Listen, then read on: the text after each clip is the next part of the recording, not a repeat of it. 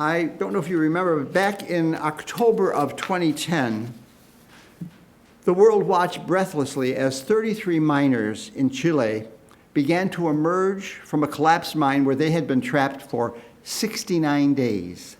Among the most difficult things the miners said they had to adjust to after coming to the surface was sunlight.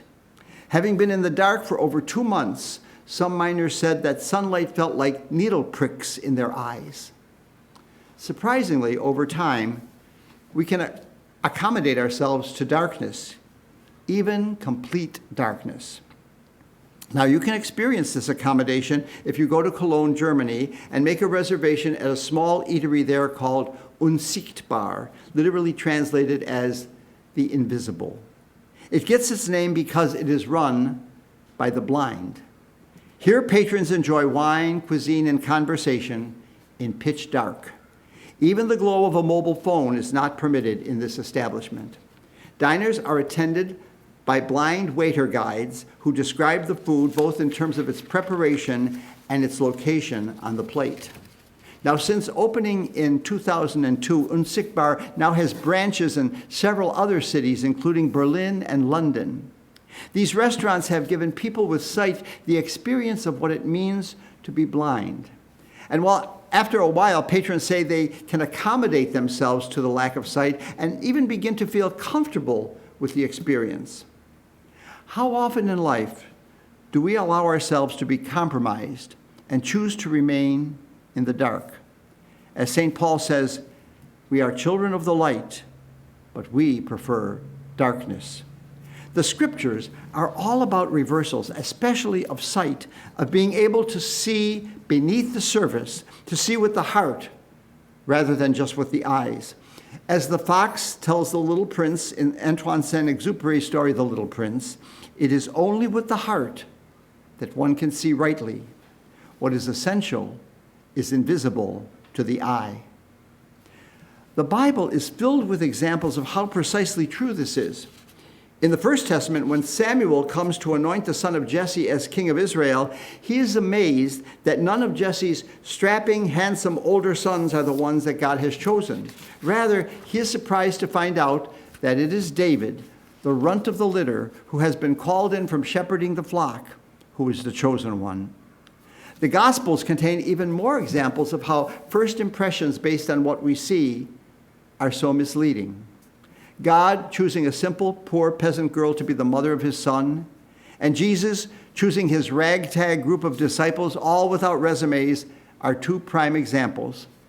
Of course, it is Jesus more than anyone else who defies expectations.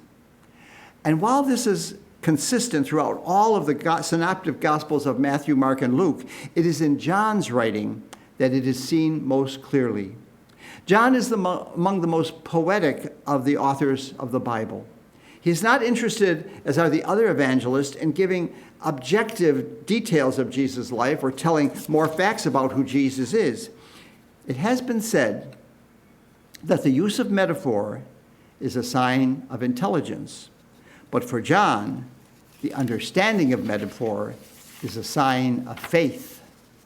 Throughout his gospel, John has Jesus identify himself not in terms of any vital statistics or biographical data, but through what have been called the I am statements. Again and again, Jesus says things like, I am who is called the Christ. I am the light of the world. I am from above. Before Abraham was, I am. I am the good shepherd. I am the way, the truth, and the life. And we see this especially in today's gospel where Jesus says, I am the bread of life. His audience is confused, and when he says that he has come down from heaven, it's altogether too much. They begin to murmur to one another in their literal-minded confusion, isn't this Jesus, the son of Joseph, whose father and mother we know so well? Where's he getting all this? In other words, just who does he think he is? Jesus' words were spoken to stir the imagination, to touch the heart, to teach more deeply than the head can know. But because they fell upon stony ears of people with no imagination, they caused only confusion, anger, and disrespect. And by the end of the story, many of his disciples turned back and no longer went with him. Faith requires imagination. It takes a heart that is open to see what the mind cannot.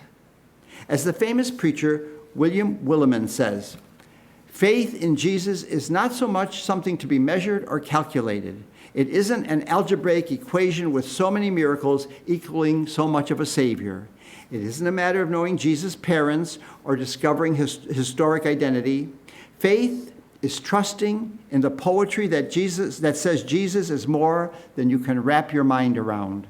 He is a word that can never be fully spoken. He is bread that will not much feed your belly, but will eternally nourish your soul.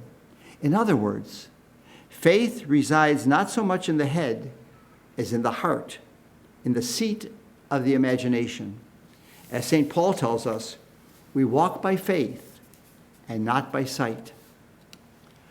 Timothy Radcliffe, former Master General of the Dominicans, warns in his book, Alive in God, A Christian Imagination, saying this: the enemy of faith is neither atheism nor secularism as such, but a certain flattening of the imagination, a reductionist understanding of reality that drains life of meaning, transcendence, and for many Christians, gospel-inspired adventure. Or what Adolfo Nicolas, the late Superior General of the Jesuits, called the globalization of superficiality. The rejection of Jesus by many closest to him who thought they knew him so well is a challenge to each one of us to live the words of the hymn we sing so often. Amazing grace, I once was blind, but now I see. For as the great Helen Keller warned, the only thing worse than being blind is having sight but no vision.